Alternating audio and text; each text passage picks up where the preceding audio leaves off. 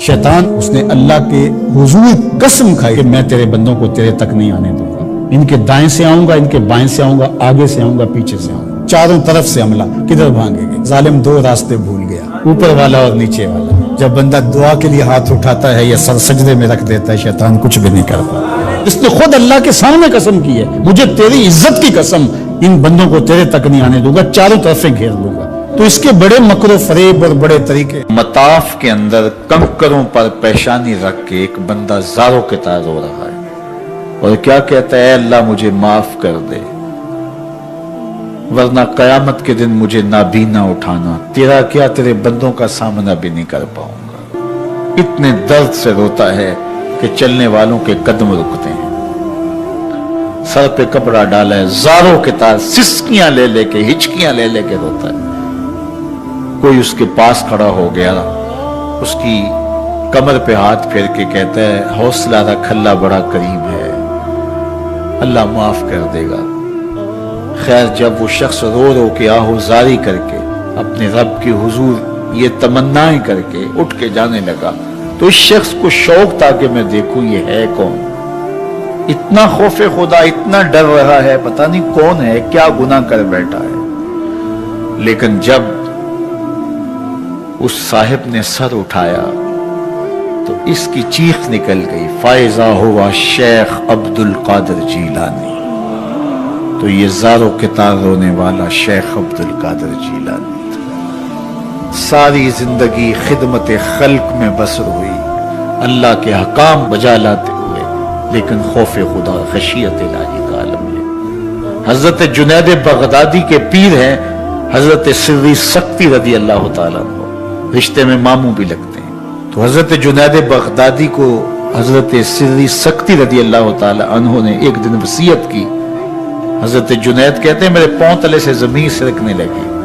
फरमाने लगे, बेटा जब मैं मर जाऊं तो मेरी कब्र बगदाद से बाहर बनाना। मैंने पूछा, हजरत क्यों? लोग तो बगदाद में दफन होने को तरसते हैं। कहा, मेरी बदआमालियों की वजह से बगदाद की मिट्टी मेरी लाश कबूल करने से इनकार न कर दे। अल्लज़ीना यबीतूना लिरब्बिहिम सुज्जदन व क़यामा, ये वो लोग हैं जो अपनी रातें सजदे में और क़याम में बसर करते हैं। हम तो 4 नमाजें तसलसल से पढ़ लें तो बेनमाजियों को हकीर समझने लग जाएं। लेकिन ये क्या है, जिंदगी जिक्र फिक्र में गुजरती है, सजदाओ कयाम में रातें बसर होती हैं। लेकिन अर्ज क्या करते हैं, मालिक हमसे जहन्नम का अज़ाब फेर दे। आओ मैं और आप अपने गिरेबान में झांकें, अपने मन में उतरें। अल्लाह ने हमें कितनी नेमतें अता की हैं, क्या कुछ नहीं अता किया। हमारी रातें क्या कयाम और सजदों में बसर होती हैं। हमारी 5 नमाजें भी पूरी हैं। अगर हमारी 5 नमाजें भी पूरी नहीं और सजदा और कयाम भी हमें नसीब नहीं है तो फिर अफसोस है हमारे जीने। जब किसी से प्यार पैदा होता है तो फिर ये आरज़ू मचलती है कि मैं उसके होठों से सुनूं कि मैं तुमसे प्यार करता हूं। तो बंदा हो के प्यार रब से करता है तो फिर दिल में आरज़ू तो मचलती है कि कानों में कोई नगमे रस बोले और कोई मुझे कहे कि तुम प्यार करते हो तो वो भी तुमसे प्यार करता है, तो जिंदगी की सारी थकन उतर जाए। तो कहा कि ये सुनना चाहते हो ना, ये आरज़ू है ना तुम्हारी, तुम्हारे रत जगे, तुम्हारी रातों की तन्हाइयों में सजदे, तुम्हारा दिन रात रुकू कयाम और तुम्हारा उसके हुजूर पेचो ताब और इस्तराब और जिंदगी का ये सारा तुम्हारा लफ्ज़ व नशर उसकी जात की रिजा के लिए है ना। तुम चाहते हो कि हमारा रब हमसे राजी हो जाए। कभी काबे के चक्कर काट रहे हो, कभी पत्थरों को चूम रहे हो, हजर अस्वद को चूम रहे हो, कभी मुल्तज़म पे लिपट लिपट के आहोजारियां करते हो, कभी मताफ में पेशानी रगड़ते हो और कभी हतीम में रोते हो। तुम इसी तरफ में हो ना, यही बताना चाहते हो ना कि हम तुझसे प्यार करते हैं, यही बताना चाहते हो ना कि हम तुझसे मोहब्बत करते हैं। कभी सहरी के वक्त मुसल्ला बिछाते और तुम्हारे आंसू मुसल्ले में जज्ब होते और मुसल्ला भीग जाता तुम्हारे आंसुओं से, कोई देख नहीं रहा होता, लेकिन तुम्हारे दिल से ये रूह उठती है जिसके लिए ये आंसू जज्ब हो रहे हैं, वो तो देख रहे हैं ना। तुम्हें यकीन होता है, लेकिन मोहब्बत में अजब तकरार की खू है।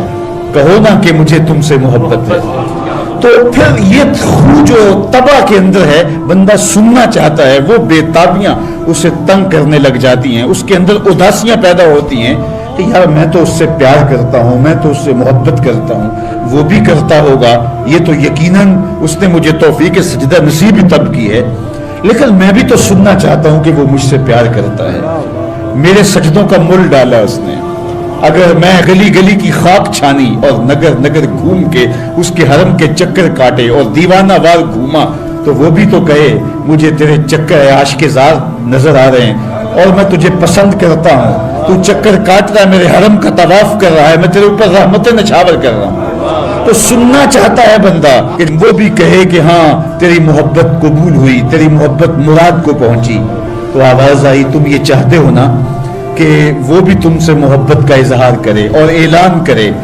اور اس کی محبت کا تمہیں یقین تو ہے لیکن وہ مزید جو ہے وہ اذعان و یقین کے سانچے میں ڈھل جائے، تو کہا کہ یہ اگر تم چاہتے ہو تو تم ایک طریقہ بتاتا ہوں، تم محبت کا جواب چاہتے ہو، تم ان سجدوں کا جواب چاہتے ہو، تم طواف اور ان چکروں کا جواب چاہتے ہو، تو تمہیں بتاتا ہوں میرے رسول کی چوکھٹ پہ آؤ اور ان کی اتباع کرو، ان کی اتباع کرو۔ تم نکلے تو محبت کرنے تھے، تم عاشق زار بنے تھے، لیکن یحببکم اللہ، وہ خدا ہو کہ تم سے محبت کرے گا۔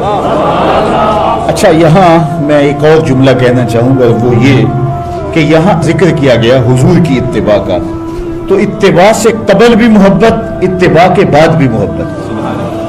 قل ان کنتم تحبون اللہ فاتبعونی یحببکم اللہ، یعنی اتباع سے پہلے بھی محبت، اتباع کے بعد بھی محبت۔ تو کوئی اتباع لالچ میں بھی ہوتی ہے، کسی غرض میں بھی ہوتی ہے کہ میں اس کی بات مانوں تو مجھے یہ ملے گا، لیکن کہا کہ تم نے میرے رسول کی اتباع ایسی کرنی جس کے آگے بھی محبت ہو، جس کے پیچھے بھی محبت۔ جب تم محبت کے دائرے میں رہ کے اتباع اور فرما برداری اور انقیاد اور اطاعت کے زمرے میں آ جاؤ گے تو پھر تم تو نکلے تھے رب سے پیار کرنے کے لیے، لیکن وہ رب ہو کے خود کہتا ہے میں اب تم سے پیار کرتا ہوں، اور درمیان میں اتباع میرے حضور کی آئی۔ یہ مائک جس کمپنی نے بنایا ہے، جب ہم مارکیٹ سے خرید کے لائے تھے تو اس کے ساتھ ایک چھوٹی سی بک بھی آئی تھی جس میں یہ بتایا گیا تھا کہ اس کو ہم نے استعمال کیسے کرنا ہے،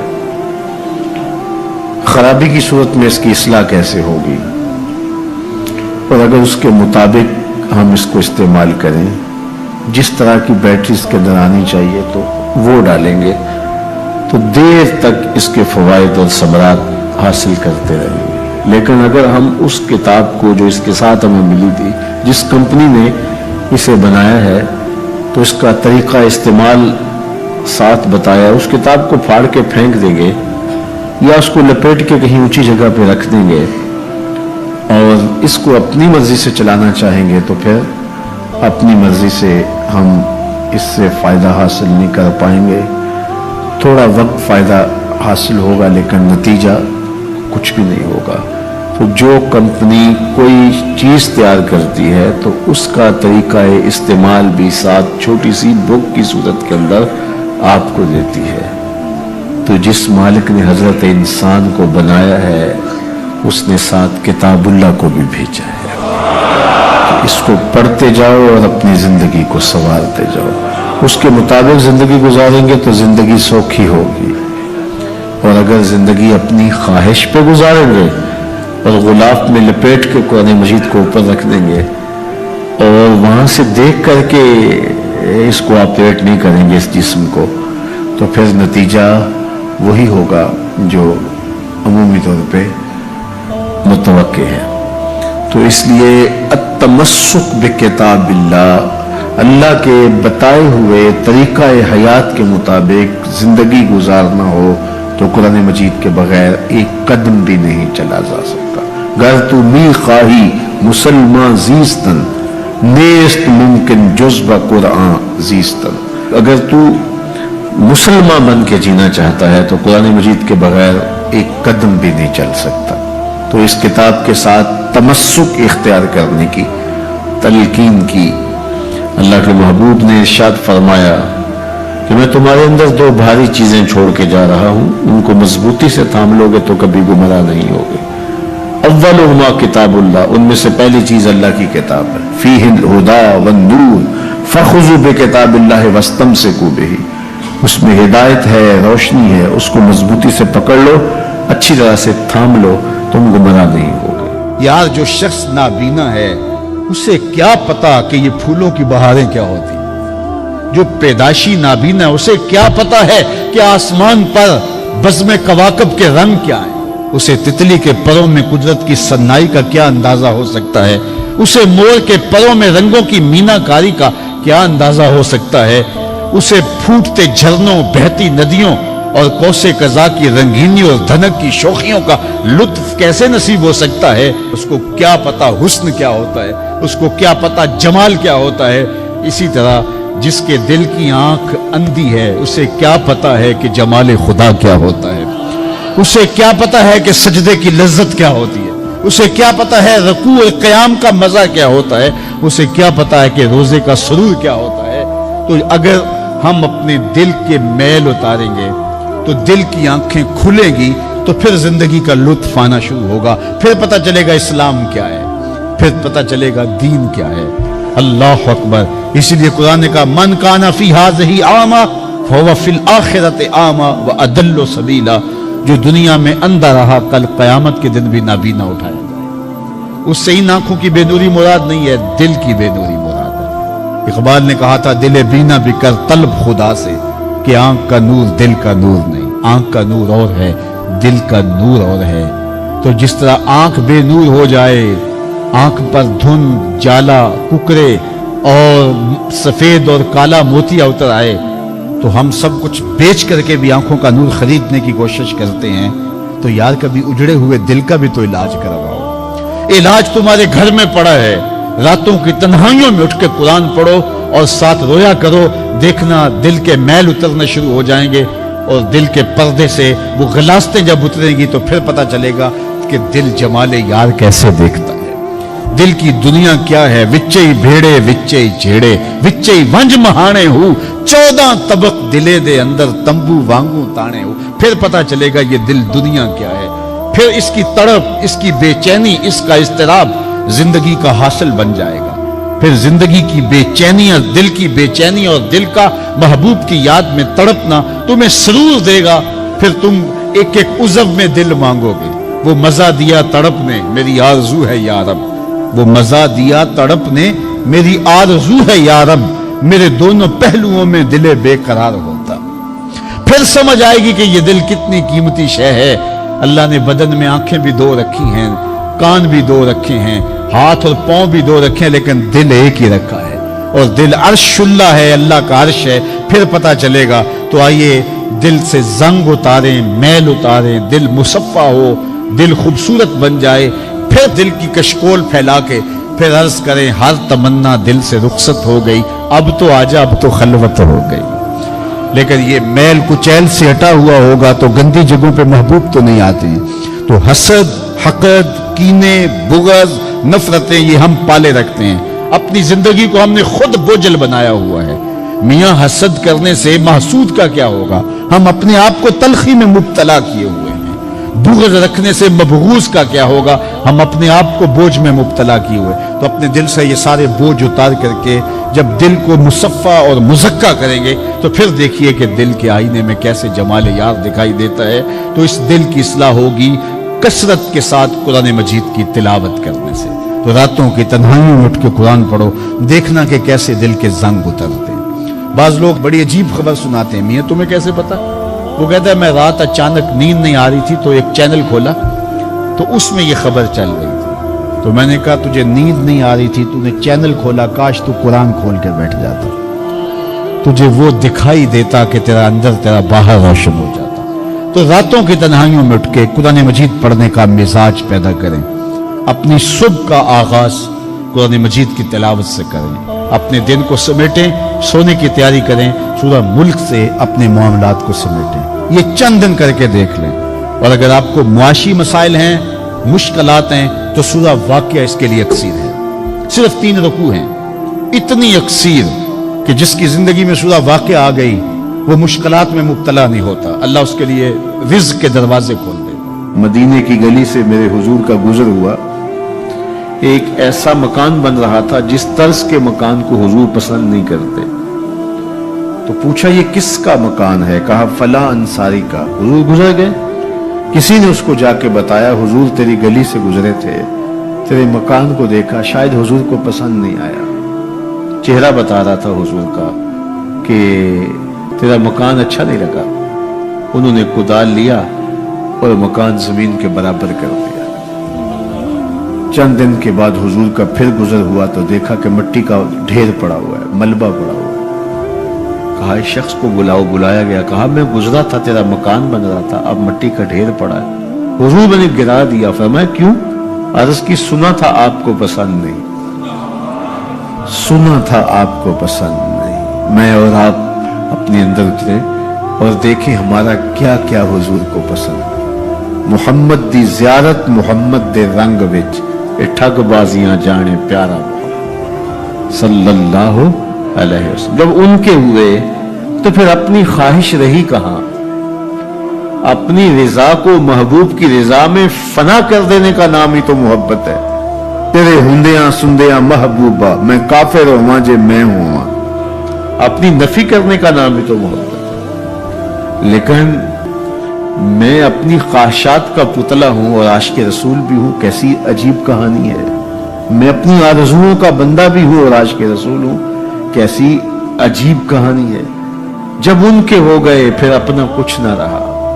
محبوب کی رضا میں اپنے آپ کو گم کرنے کا نام محبت ہے۔ جب ان کے ہوئے تو پھر زندگی کا جمال، زندگی کا نور نصیب ہوا، زندگی کی حقیقتیں ہاتھ آ گئی۔ میں عاشق رسول کہلاتا ہوں، حج اور عمرے بھی کرتا ہوں۔ میں 1.25 لاکھ مرتبہ جو ہے وہ ہر ہفتے میں درود بھی پڑھتا ہوں۔ میں محفل میلاد کرواتا ہوں، پوری دنیا کے نعت خواں جمع کرتا ہوں، لیکن حضور کی سنت چہرے پہ سجانے کی توفیق نہیں ہے۔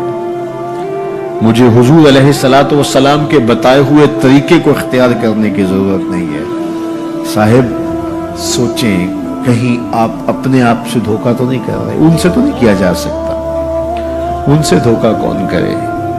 وہ تو جانتے ہیں کون کہاں کھڑا ہے۔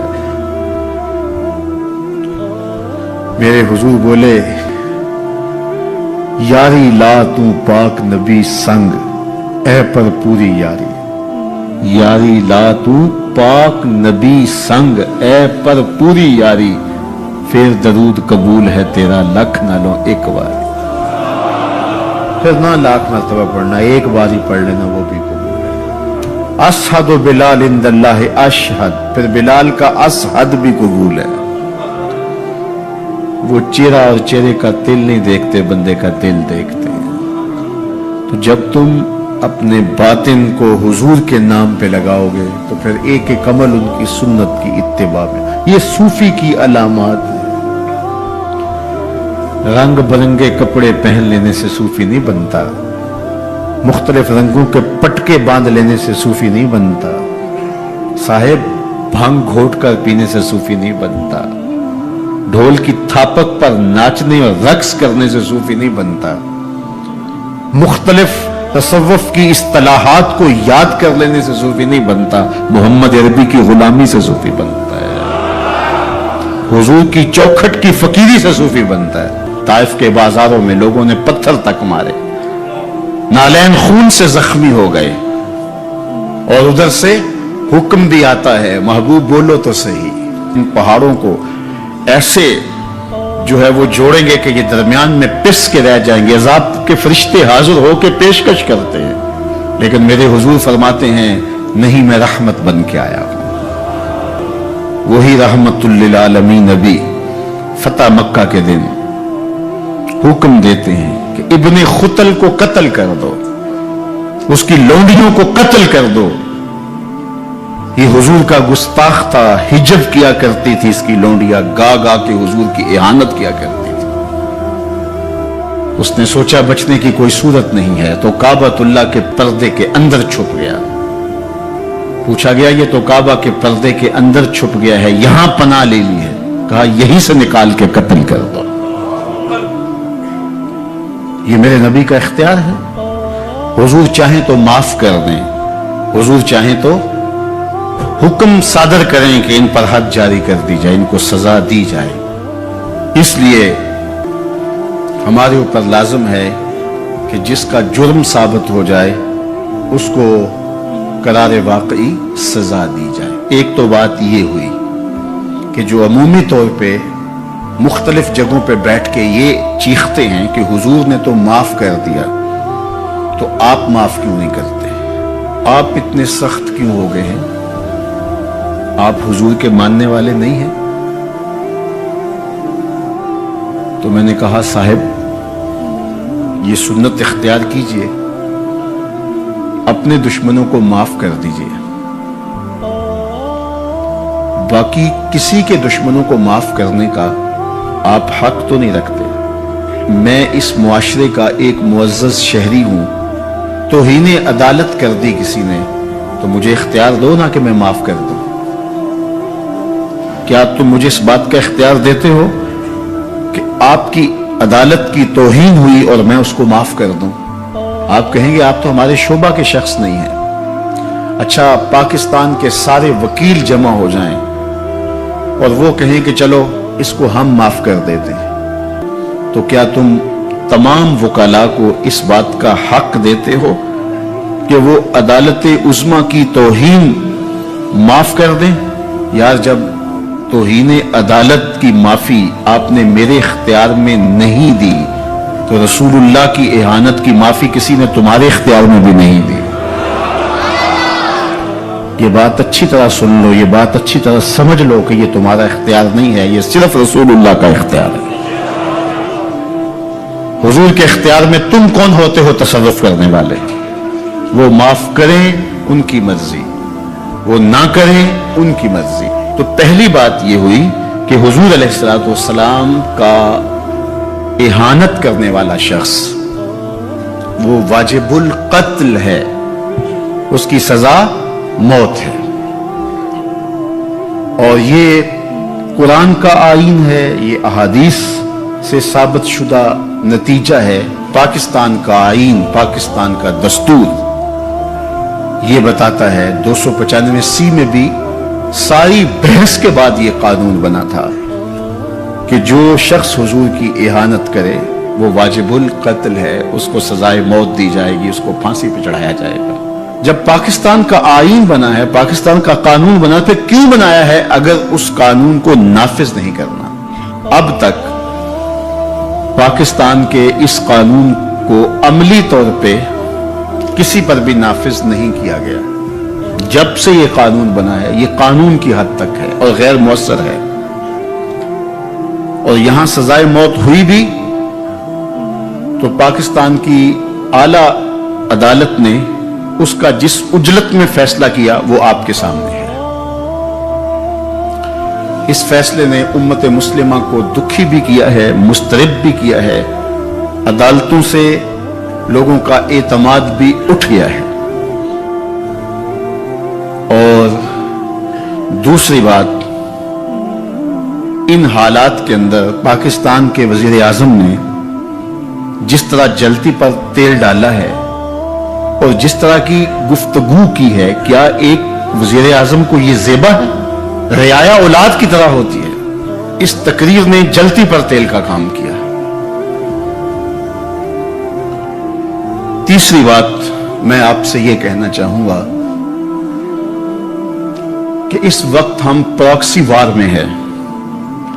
ہمارا دشمن ہمارے وجود کو برداشت نہیں کرتا. ہم ایٹمی قوت ہیں اور وہ ہمیں صفحہ ہستی سے مٹانا چاہتا ہے. پاکستان کے اندر یہ جو آئین 295C ہے, مغرب کو ایک آنکھ نہیں بھاتا اور وہ چاہتے ہیں کہ یہ قانون غیر مؤثر تو ہے ہی ہے, یہ قانون ختم بھی ہو جائے. اور ایک تیر سے وہ کئی شکار کرنا چاہتے ہیں کہ قانون بھی توڑ دیا جائے اور یہ وطن بھی توڑ دیا جائے. لیکن ہمیں سوچنا ہے حضور سے ہمارا رشتہ لازوال ہے اور یہ ملک بھی اپنا ہے. اس لیے احتجاج ہمارا جمہوری اور آئینی حق ہے اور اس کو ہم جس انداز میں بہتر سمجھتے ہیں احتجاج ریکارڈ کروانا چاہیے. کسی نے بیان دے دیا، کسی نے تحریر لکھ دی، کسی نے کالم لکھا، کسی نے میڈیا پہ آ کے اپنے جذبات کا اظہار کیا، کسی نے اداروں کو پیغام دیا، کسی نے احتجاجی مظاہرہ کر کے جلوس نکال کر کے اعلان کیا، کسی نے دکان بند کر کے اس بات کا اعلان کیا کہ ہم تمہارے اس فیصلے کو قبول نہیں کرتے. تو یہ ہمارا آئینی جمہوری دستوری حق ہے کہ ہم اپنے جذبات کا اظہار کریں. لیکن ہمیں اس موقع پہ گہری نظر رکھنا پڑے گی کہ دشمن اس سے فائدہ حاصل نہ کرے. اپنے لوگوں کو مرتب اور منظم رکھا جائے. جذبات کے اس ماحول کے اندر بھی ہم اپنی گفتگو کو پورے غور و فکر کے ساتھ تول کے بولنے کا مزاج بنائیں تاکہ ملک کے اندر کوئی ایسی صورتحال پیدا نہ ہو. اللہ میرے وطن کی حفاظت کرے اور ہم سب کو حضور علیہ الصلوۃ والسلام کے ساتھ لازوال محبتوں کا جو رشتہ ہے اس کو نبھانے کی توفیق دے. حضور کے سامنے حشر کے دن ہم شرمندہ نہ ہوں. حضرت حسن بصری رضی اللہ تعالیٰ عنہ فرماتے ہیں اپنی توبہ کا واقعہ، فرماتے ہیں کہ میں امیر کبیر شخص تھا اور بصرہ کے بازاروں کے اندر دکھی پریشان لوگوں کی مدد کے لیے بھی نکلتا تھا. ایک دن میں بازار میں جا رہا تھا کہ ایک خاتون مجھ کو نظر آئی، اتنی خوبصورت جیسے چاند کا ٹکڑا ہو. میں نے مسلسل اس کی طرف دیکھنا شروع کر دیا. اس نے کہا اما تستحی، تجھے حیا نہیں آتی؟ مجھے دیکھے جا رہے ہیں. کہتے میں نے کہا من کس سے حیا کر؟ تو اس عورت نے کہا فمن یعلم خائنۃ الاعین وما تخفی الصدور، اس سے حیا کرو جو دلوں کے بھید جانتا ہے، جو آنکھوں کی خیانت کو جانتا ہے، اس سے حیا کرو. کہتے ہیں یہ بات تو بہت بڑی تھی لیکن اس کا حسن ایسا تھا کہ مجھے اس کے باوجود اس کی طرف رغبت رہی اور میں مسلسل اس کو دیکھتا رہا. اس نے پھر مجھے کہا کہ کیا معاملہ ہے کہ تم میری طرف دیکھنا چھوڑتے نہیں ہو، کون سی چیز پسند آئی؟ تو کہتے ہیں میں نے اس کو کہا کہ تیری جھیل سی آنکھوں میں ڈوبنا چاہتا ہوں اور یہ میرے لیے ایک باعث کشش ہے. اس نے کہا تم رکو، شاید تمہارا مطلوب پورا ہو جائے. میں وہاں رکا اور وہ اپنے گھر چلی گئی. تھوڑی دیر کے بعد اس کی خادمہ تشت کے اوپر کپڑا ڈالا ہوا ہے اور میرے طرف پڑھایا. کہتے ہیں میں نے جب کپڑا اٹھایا تو اس کے اندر اس کی 2 آنکھیں تھی اور اس کے اوپر لکھا ہوا تھا کاغذ کے ٹکڑے پہ لا اریدو اینن یفتتن بسببھا احد، میں ان آنکھوں کو رکھنا ہی نہیں چاہتی جس کی سبب سے ایک مومن فتنے میں پڑ جائے. کہتے ہیں کہ میں نے اپنی داڑھی کو پکڑا اور زاروں کے تار رونے لگا. میں نے کہا اے حسن بصری کو اس عورت سے بھی گیا گزرا، اتنا خوف اس کے سینے کے اندر. کہتے ہیں میں داڑھی کو پکڑ کے زاروں کے تار رویا اور گھر چلا گیا. ساری رات میں نے توبہ میں گزارا. جب صبح کا سپیدہ طلوع ہوا میرے دل میں خیال آیا جس نے اپنی آنکھیں وار دی اس سے بھی تو معذرت کر رہا ہوں، اللہ سے تو معافی ملی. کہتے ہیں کہ میں صبح اٹھا اور جب اس عورت کے گھر کے دروازے کے قریب پہنچا تو اس کا جنازہ نکل رہا. میں پھر بڑا پریشان ہوا، واپس آیا، سارا دن مشکل میں گزارا. رات جب میں سویا تو وہ عورت مجھے خواب میں ملی. میں نے کہا کہ مجھے کوئی وصیت کرو. تو اس نے کہا اذا خلوتا فاذکر اللہ، میں تجھے وصیت یہ کرتی ہوں جب تم تنہائی میں ہوا کرو تو اللہ کو یاد کیا کرو.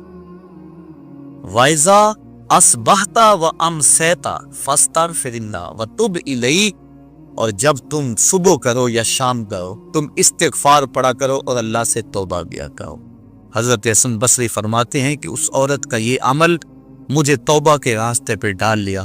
پھر وہ حسن بصری زمانے کے امام اور مقتدا بنے. تو انسان جب عبرت حاصل کرنے پہ آتا ہے تو ایسے اسباب اس کے لیے مہیا ہو جاتے ہیں. توبہ کرنے میں دیر نہیں کرنی چاہیے. بعض بات بندہ سوچتا ہے کہ ابھی میرے بڑے کام پڑے ہوئے ہیں، جب میں بوڑھا ہوں گا میں ریٹائرمنٹ لے لوں, میں بچوں کی شادیاں کر لوں, بس پھر فراغت ہو جائے گی, بچے کاروبار سنبھال لیں گے, پھر میں ہوں گا, مسجد ہوگی. یہ ایسا بندہ کہہ رہا ہے جس کی ملک ایک سانس بھی نہیں ہے, جو ایک سانس کا بھی مختار نہیں ہے, اور ایسے بات کر رہا ہے جس کا سب کچھ اس کے قبضے میں ہو. تو توبہ کے اندر تاخیر نہیں کرنی چاہیے. بنی اسرائیل کے اس شخص کا واقعہ آپ کو پہلے بھی شاید میں نے کسی مجلس کے اندر عرض کیا تھا کہ جس کو طول عمل نے برباد کر دیا, اس کی نیکیوں کی وجہ سے اس کو خبر پہنچی کہ اس کی عمر 1000 سال ہے. تو اس نے کہا جب میری عمر اتنی لمبی ہے تو پھر میں عبادت کی بھٹی کے اندر کیوں جلتا رہوں, میں 900 سال گناہ کر لیتا ہوں اور 100 سال قبل توبہ کر لوں گا اور گناہوں کی معافی چاہوں گا. 900 سال گناہ کرتا رہا, 100 سال جب باقی رہا, خیال آیا, پھر سوچا ابھی بڑا وقت پڑا ہوا ہے, میں 90 سال مزید گناہ کر لیتا ہوں, 10 سال قبل میں جو ہے وہ توبہ کر لوں گا. 10 سال رہ گئے, پھر خیال آیا 9 سال گناہ کر لیتا ہوں, 1 سال قبل توبہ کر لوں. جب 1 سال رہ گیا پھر توبہ کی سوچ آئی تو کہنے لگا 12 ماہ ہوتے ہیں سال کے, میں 11 ماہ تک گناہ کر لیتا ہوں, 1 ماہ قبل توبہ کر لوں گا. پھر 1 ماہ بھی گزرا, ہفتے تک بات پہنچی, حتیٰ کہ 1 دن رہ گیا, اور پھر وہ کہتا تھا بھی فلاں فلاں گناہ میرا رہتا ہے وہ میں کروں. ایسی لت پڑ گئی تھی گناہ کہ بنی اسرائیل کا وہ شخص کہ جو اس انتظار میں تھا کہ بس یہ گناہ کروں اور یہ گناہ کروں پھر توبہ کر لوں گا, اچانک موت آئی اور موت نے اس کو دبوچ لیا اور وہ توبہ کے بغیر مر گیا. تو طول عمل, لمبی امید کہ ابھی وقت میرا بڑا پڑا ہوا ہے, پہلے تو پتہ ہی نہیں ہے کہ وقت موجود بھی ہے یا کہ نہیں, اگلی سانس آئے گی یا کہ نہیں, دوسری بات جو کیفیت اب ہے پتہ نہیں آگے ہو یا نہ ہو. شیطان کو جتنی مہلت دو گے, جتنی بیماری گھر کر جائے گی, اس قدر ہی اس کا ختم ہونا مشکل ہے. اس لیے جب گناہ کرے تو فوراً توبہ کر لے, گناہ مٹ جاتا ہے. اور اگر انسان کہتا ہے کہ نہیں یہ کر لوں پھر توبہ کروں گا, تو توبہ کو مؤخر کرنا انسان کو گناہ پر دلیر بنا دیتا ہے. اور ایک حدیث میں آتا ہے جب انسان گناہ کرتا ہے تو اس کے دل پر ایک سیاہ نقطہ پڑتا ہے, اگر وہ توبہ کر لے تو وہ مٹ جاتا ہے, دل شفاف ہو جاتا ہے. لیکن اگر وہ توبہ نہ کرے پھر دوبارہ گناہ کرے تو دل پر ایک اور سیاہ نقطہ پڑ جاتا ہے, پھر وہ گناہ کرتا رہتا ہے اور دل کے اوپر سیاہی پھیلتی رہتی ہے, حتیٰ کہ ایک دن آتا ہے کہ پورا دل اس سیاہی کی لپیٹ میں آ جاتا ہے. اور جب پورا دل سیاہ ہو جائے پھر گناہ کر کے بھی اس کو ندامت اور شرمندگی نہیں ہوتی. مومن تو جب گناہ کر بیٹھتا ہے تو محسوس کرتا ہے جس طرح پہاڑ کے نیچے آ گئے, ابھی گر جائے گا اور مجھے کچل دے گا. اور منافق یہ سمجھتا ہے گناہ کرنے کے بعد کہ بدن پہ مکھی بیٹھی تھی, ہلکے سے اشارے سے میں نے اس کو اڑا دیا. وہ مکھی کے بیٹھنے جیسی کیفیت کا احساس کرتا ہے منافق. تو جب دل سیاہ ہو جائے تو بندہ گناہ پہ گناہ کرتا ہے, زندگی گناہوں سے وچڑی ہوئی گزرتی ہے لیکن توفیق توبہ نہیں ملتی. صاحبو, زندگی بیت رہی ہے, ایک ایک لمحہ کٹ رہا ہے, ہم لمحہ لمحہ موت کے قریب ہو رہے. ہم سمجھتے ہیں ہم بڑے ہو رہے ہیں لیکن نہیں, ہم چھوٹے ہو رہے ہیں. جب گنتی الٹی شروع ہو جائے کام جلدی 0 تک پہنچ جاتا ہے. سانسوں کی الٹی گنتی شروع ہے اور ہم لمحہ لمحہ قریب ہو رہے ہیں. رمضان کا موسم ہے, جمعۃ المبارک کا یوم سعید ہے, سہانی گھڑیاں ہیں, امٹتی ہوئی رحمتوں کی برسات ہے. فرمایا حدیث میں کہ ایک ساتھ جمعۃ المبارک میں ایسی ہوتی ہے جس میں جو دعا مانگو اللہ اسے قبول فرما لیتا ہے. اور حضرت عبداللہ ابن مسعود رضی اللہ تعالی عنہ فرماتے ہیں کہ جس نے وضو کیا اور اچھا وضو کیا اور اس کے بعد 2 رکعت نوافل ادا کیے اور اس کے بعد دعا استغفر اللہ العظیم الذی لا الہ الا هو الحی القیوم واتوب الیہ, کہتے جس نے اس دعا کو پھر پڑھ لیا, اگر اس کے گناہ ہیں وہ سمندر کی جھاگ کے برابر بھی ہو, اللہ سارے معاف کا مالک تو گناہوں کو معاف کرنے والا ہے. ہم بھی جہنم میں چھلانگے لگا رہے ہیں لیکن وہ تو کہتا ہے آجو میری رحمت کے دروازے کھلے ہوئے ہیں. اسیاں سے کبھی ہم نے کنارہ نہ کیا, تو نے بھی مگر دل آزردہ ہمارا نہ کیا. ہم نے تو جہنم کی بہت تدبیر کی, تیری رحمت نے بے قد گوارا نہ کیا. اس کی رحمتیں بدے کو آوازیں دے رہی ہے, یا ایھا الانسان ما غرک بربک الکریم, اے انسان تجھے کریم رب کے دروازے سے کس نے ہٹا لیا. الذی خلقک فسواک فعدلک فی ای صورت ما شاء رکبک, جس نے تجھے پیدا کیا, جس نے تجھے تخلیق کیا, तुझे हुस्न और जवानी दी, तेरे आज़ा को तवाज़ुन और एतदाल दिया। जरा देख तो सही, माजी को झांक करके तो देख, तेरे हाथ थे पकड़ने का सलीका नहीं था, तेरी टांगे थी चलने का तरीका नहीं था, तेरी जुबान थी बोलने का उसलूब तुझे नहीं आता था, तू तो दूध भी मांगना होता तो रोता था। हमने तेरी माँ के सीने में तेरे लिए प्यार डाल दिया। अगर माँ के सीने में प्यार ना डालते बता तू बच जा, तेरी गंदगी से उतर जाता था, माँ साफ करती थी। अगर माँ के सीने में ये प्यार ना होता तुझे कीड़े पड़ जाते। आज तेरी छाती में जोर है, आज हाथियों को तू बिठा लेता है, आज शेरों को तू नचा लेता है। जमाना तेरा बाज गुजार है, आज तू मिनिस्टर है, आज तू मौलवी है, आज तू मुफ्ती है, आज तेरे नाम की दुहाई है, आज तू ओहदाए कज़ा पे फायजुल मराम है, आज तू ओहदाए सदारत पे फायजुल मराम है, आज तू नाज़म है, आज दौलत की रेल पेल तेरे घर में है, आज तेरी फौजें तेरे पुश्त पे हैं, आज कोई तुझे पूछने वाला नहीं। लेकिन जरा पलट के देख कि माजी में तू था क्या।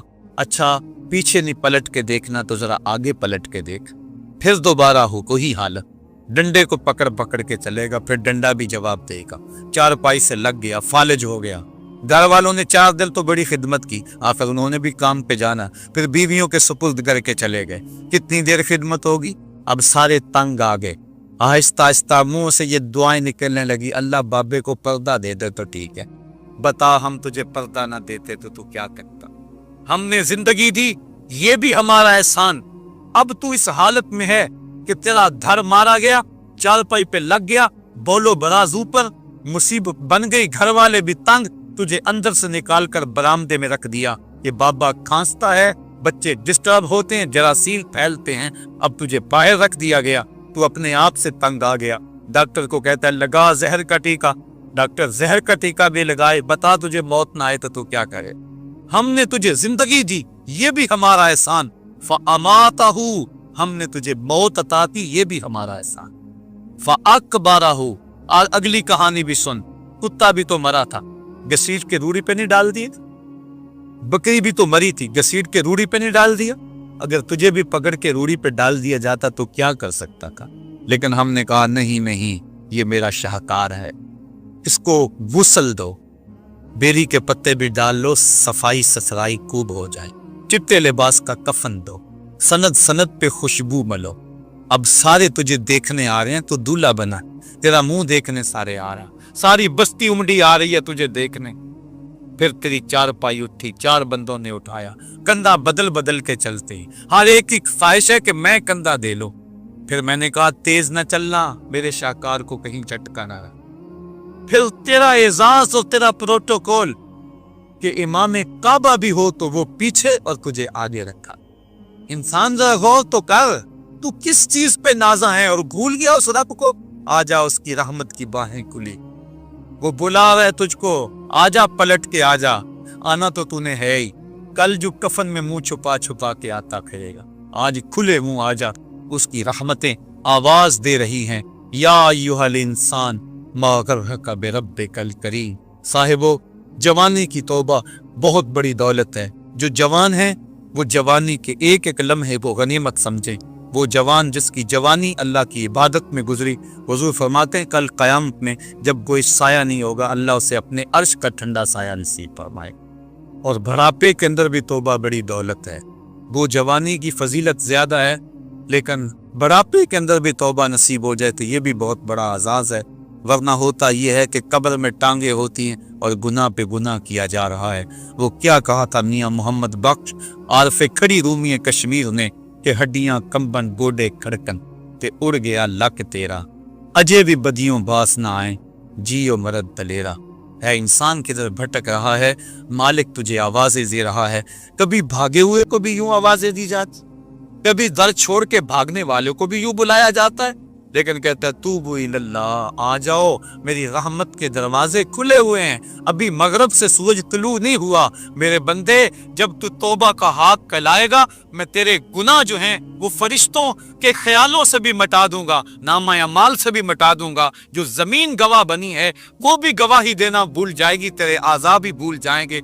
गुनाह तुझे भी याद नहीं रहेंगे और इन 4 गवाहों को याद नहीं रहेंगे। कल कयामत के दिन जब रब के हुजूर मिलेगा तो कोई गवाह तेरे गुनाहों का वजूद नहीं होगा। आ तो सही, झोली फैला तो सही, हम तो माइल बकरम हैं, कोई साइल ही नहीं। हम तो माइल बकरम हैं, कोई साइल ही नहीं। राह दिखलाएं किसे, कोई रहरदे मंजिल ही नहीं। आओ, तौबा का दरवाजा खुला है, उसकी रहमतों का दरवाजा वाह है, उसकी करम नवाजियां तुम्हें आवाज दे रही हैं। झिझक आती है उसके दर पे आते हुए, चलो मेरे नबी का वसीला लेकर आ जा।